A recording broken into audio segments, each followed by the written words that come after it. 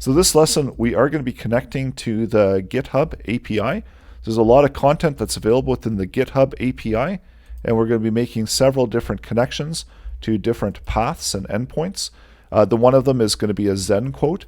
So what this does is this connects to the endpoint GitHub/Zen and returns back a different Zen quote every time we make the request. There's also the main GitHub API. So that's going to return back a list of URLs that we can use for the search. So that's going to be within the endpoints button. So these are all the endpoint URLs. And then we selected one of these, the repository search URL, where we can load the results for a particular term. The term that we're looking for is going to be JavaScript.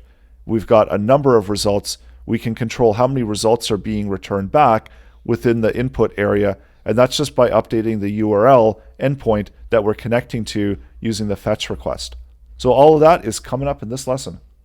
We're going to use the same HTML that we did last time. We've got a couple buttons, an output area, select the page elements, and when we click the button, we want to load the Zen quote from the API. So what this is this is a different Zen quote that's going to get updated, and that's coming from the api.github.com/Zen. So this is another open API that you can see the results within your browser when you go to the web URL. Let's also add in that as the endpoint URL that we're going to be selecting, and collect the URL, add it into a variable, and then for the button, we'll set up the onClick for the button, and that's going to run the anonymous function. And within the function, this is where we want to make the fetch request. So let's make the request to the URL. And then once we've made the request, we get the response content back. And that response content is coming back as text. And then once we do get the response content, then we want to load the Zen quote. So this is going to be the Zen quote. And we can do this within the one statement where we select the output inner HTML, and then we set the inner HTML to be whatever we've got the contents for the Zen quote. I'll output the Zen quote into the console so that we see what we're going to get before we try to output it. And we can also output it within the HTML. So let's just add it in as Zen, and then we'll take a closer look at what we're getting back for the results from the API. So going into our code, do the click me, and there's our Zen quote that gets loaded. Let's update the button. So now that we've got the button selected, we can apply and update some of the properties of the button. So we can update the text content just as we do with any HTML element. So this will more accurately reflect what we're doing with the selection and also what we're expecting to be returned back within the output area. Also within the GitHub API, there's also more that you can do within the GitHub API. So you can actually search the API and search the repositories. So if you go to API GitHub, it will list out all of the available options that you have within the API. And it gives you a listing of all of the endpoints that are within the API. So we can easily search through some of the content that's contained within the API. And here it's got examples of all of the different URL paths that we can use. So let's update, and we're going to select these paths and see what we can return back for those paths and output all of the paths into the API, into the web page. So call that URL and call it URL1. And we'll log that information in. And the second button is going to output. So we'll update the button text, and the button text on button 1 will say that we're going to get the endpoints and load those when the button 1 gets clicked. We're going to make the fetch request, and we're going to load into the output area all the endpoints.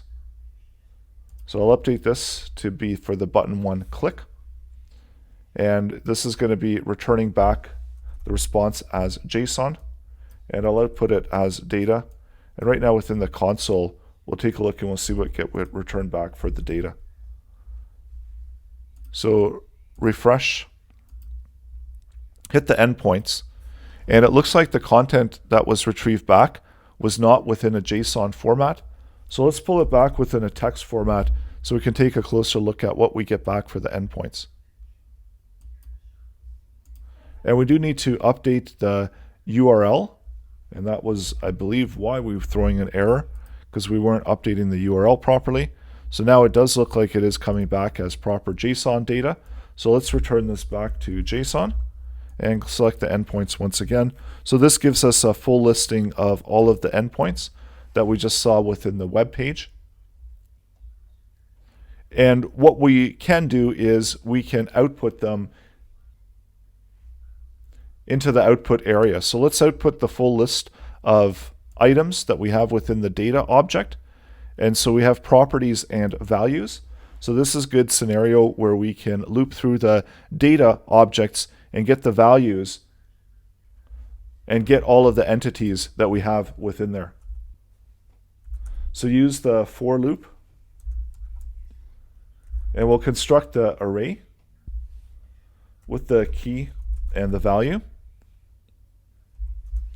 and going through all of the object entries, and that's where we can use the data object that we're returning back. And as we loop through,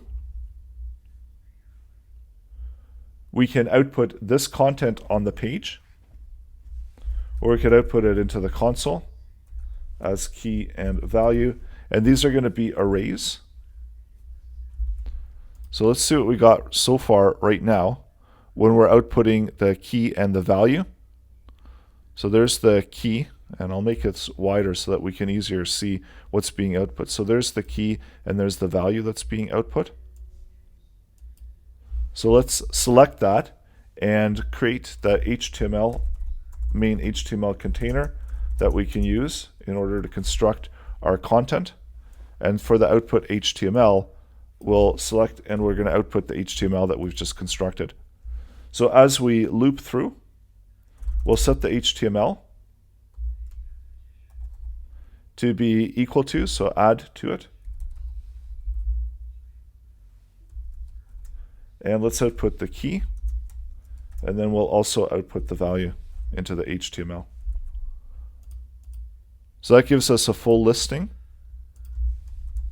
And I'll separate these. And what we can do actually is we'll do it within an unordered list. And then these can be list items within the unordered list. And then before we output it, we need to close off the element. So it's closing off the unordered list as we're outputting it to the page. So list these. I'm going to make the page smaller, as we do have quite a bit of stuff going on there. So now we're listing out the properties and then the URL for those properties. So I'm going to add this into a link that can be clicked, and we'll do a target and underscore of blank for the target, and I'll add the key, so that way when we get the endpoints we should be able to click through and it should open up a new URL so that we can check to see the contents that's contained within the web URL. So we want to do a search of the repositories. So repository search URL. So when we click that, that's going to return back the repositories. And then we've got some parameters here for what we want to query. So if we wanted to query JavaScript, and then we can also set the results here where we could sort it, we could order it, we can update the per page, and we can also select the page value. So let's add in the per page. Let's do an add per page, and we'll do 5 per page. And we'll see what we get back for the results. So that returns back, again, a whole bunch of data. And then this data is, again, something that we can use in order to loop through it and return back some more results into our web page. So let's create a third URL. And now we've got some parameters, and we want to return back the content. And also add buttons dynamically. And so I'll just create this button dynamically using the document and create element. So that allows us to create an element. And the element that we want to create is going to be a button. I'll add in some text content to the button. I'll call it load search. And then we want to add it to the page. And so we can add it to the document body. And I'm going to use prepend and then select the button object that we just created. So that will add it to the page. Let's make the request from the third button. And this is going to be as button 2 when we make the request on the button. So right now, all it's going to be doing, it's going to be making the Zen request. So we want to update this to request it to the URL 2, and then return this content back as JSON. And we'll output the content for right now within the console. So that's going to be the data. And we're not going to try to output it yet into the web page. There's probably quite a bit of information there contained within that object. So we've got a number of items there. We've got items that are being returned as 5. Let's also update this to be more dynamic. So for the URL 2, we're going to leave out that page and the per page value. So remove this whole part of the URL, and we'll add this in dynamically, and that's going to be coming from the value that we're going to have within the input. So when the button is clicked, we'll get the value, and they get the value from the input. So we need to select the input element in order to get the value. And we want to get the value at the time of the button click. So that's where we're going to use the query selector and get the value at the time when the button is clicked. So that's going to be contained within the myInput variable. So let's select the myInput and return back the value. And then we want to add and append to the URL. So let's select another variable, we'll call it URL2, and then add to it the value that we have here. So this can be a string value. I'll use the backticks so that we can construct it dynamically. And we've got the URL path. Now without space, add that value, and then here we're going to select that dynamic value that's coming from the input. And then update the URL path to be main, and then save that. So let's update the number of results that we're getting and do a load. And now we should be able to get a different set number of results within the items array. So the items array is the one that we want to loop through. And we'll create a separate function to output items on the page. It's going to require one argument, and that's going to be the data. And so we want to output the data items. The rest of the information we don't need to use. So we'll just output the items and send that over to the function. And now we can loop through the data contents using for each. And let's take a closer loop at each one of the items. And they have a lot of content themselves. So they're going to be returned back as elements. And each one of the items is going to have an index value. So these are the items that are going to be returned back. And selecting from the items, we can get information from them. And there's also the topics. So take a closer look at that, and we might want to even loop through all of the topics of each one of the items. So that's one of them that we can loop through, and that's going to be the topics. So that's going to be a separate loop within the main loop. We can get the URL, so that's going to be just one property. So the element URL value. And you can explore this and retrieve back information in order to practice making connections. Let's also get the name. So that's going to just be as JavaScript. And we've got one for language as well. There's a lot of information there, and you can practice making the connection and retrieving. There's also the description. So I wanted to return back the description. So that should give us enough content that we can add to our page. And now that we've got the property names, let's work on outputting that content into the page.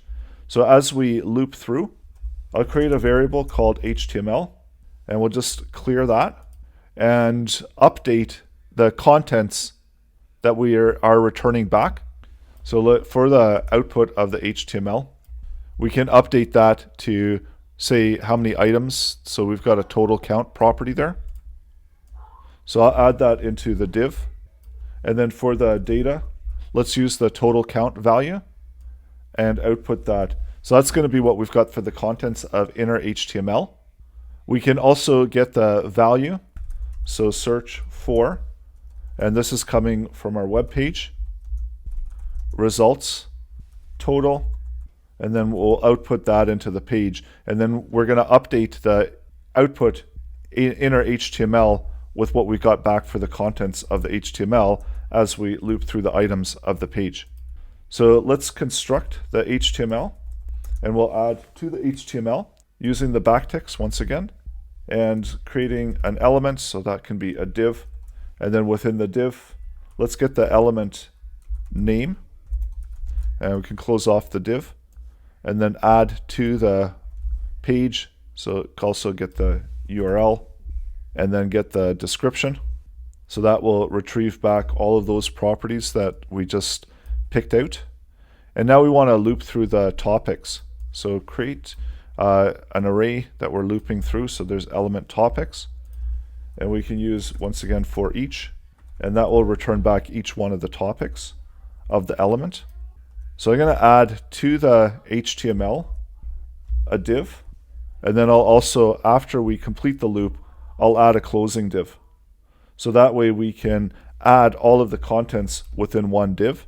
And then these are topics that are going to be added into the spans, or added as spans within the div. So we'll update the HTML and add in the topic as a span that's going to be contained within the div. So we should be able to retrieve back the topic. And sometimes you do need to run through it a few times in order to make sure that you are getting the object structure properly. You can always use the console in order to retrieve that information. So let's see what we get for the loading of results. So we get the results being loaded. There's the topics. There's the URL above it. There's the name. And the topics are right beside each other. So let's add in a pipe there in between there. And then also for the HTML elements, we can wrap it within a main parent div. And I'll give this div a style with a border of 1 pic solid. So that way we can distinguish between the elements as we're adding them to the page. And then as we close off, we'll close off that other div as well. So let's load the results. And it looks like there's something went wrong with the way that I was constructing the HTML elements. But we did look like it did get the data back. So we have the search results, and this is the main div container. So I actually need to be updating to each one of the divs this content. So that was the issue there, where I need to add this to each line as we're going through it. And just remove out the quotes. So now we should be able to get the border around each one. So that returned it back in a better structure. So there we've got the name. So this all corresponds to what we have within the HTML structure. There's the URL, there's the description, and then we've got the full listing of all of the topics that we're looping through. So this is an example of what you can do in order to load content once you've connected to the endpoint, and then also how you can dynamically change using the parameters, because the parameters are accepted within the request URI. So that gives us the ability to make some updates to it just by changing the path that we're making the fetch request into. So go ahead and try it out for yourself. Have some fun with it to learn more about how to get data, JSON data back, and then use that JSON data within your web page to construct content from it.